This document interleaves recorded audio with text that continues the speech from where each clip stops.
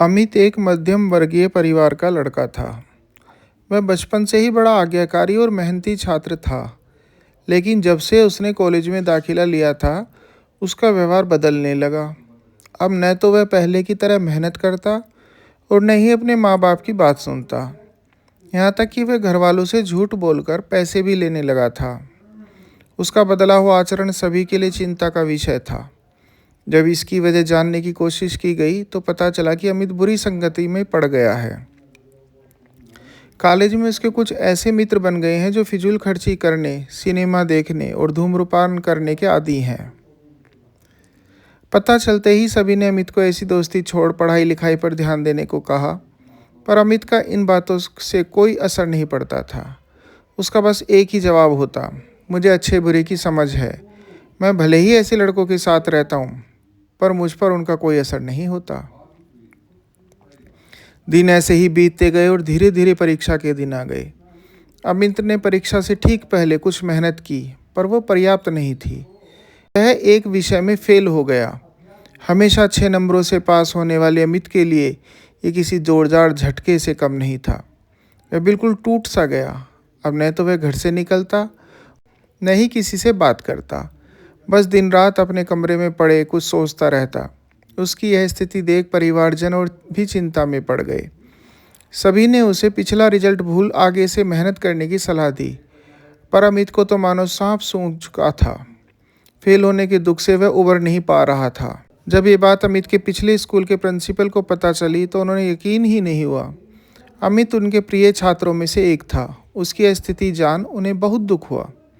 उन्होंने निश्चय किया कि वे अमित को इस स्थिति से जरूर निकालेंगे।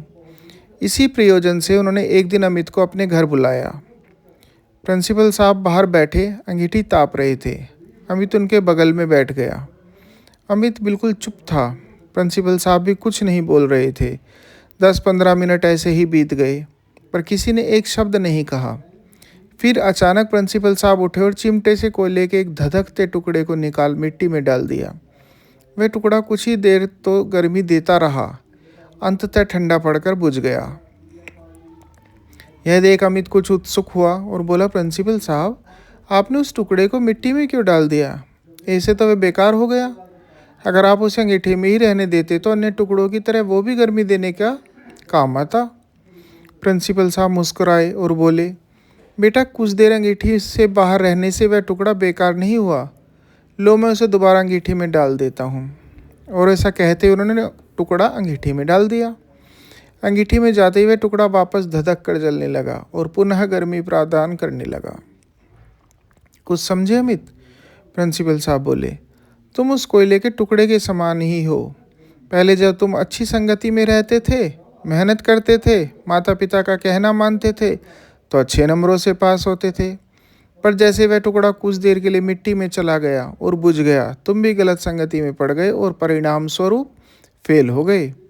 पर यहाँ जरूरी बात यह है कि एक बार फेल होने से तुम्हारे अंदर के वे सारे गुण समाप्त नहीं हो गए। जैसे कोयले का वो टुकड़ा कुछ देर मिट्टी में पड़े होने के बावजूद बेकार नहीं हुआ और अंगीठी में वापस डालने पर धधक कर जल उठा, ठीक उसी तरह तुम भी वापस अच्छी संगति में जाकर मेहनत कर एक बार फिर मेधावी छात्रों की श्रेणी में आ सकते हो। याद रखो, मनुष्य ईश्वर की बनाई सर्वश्रेष्ठ कृति है। उसके अंदर बड़ी से बड़ी हार को भी जीत में बदलने की ताकत है। उस ताकत को पहचानो, उसकी दी हुई असीम शक्तियों का प्रयोग करो और इस जीवन को सार्थक बनाओ।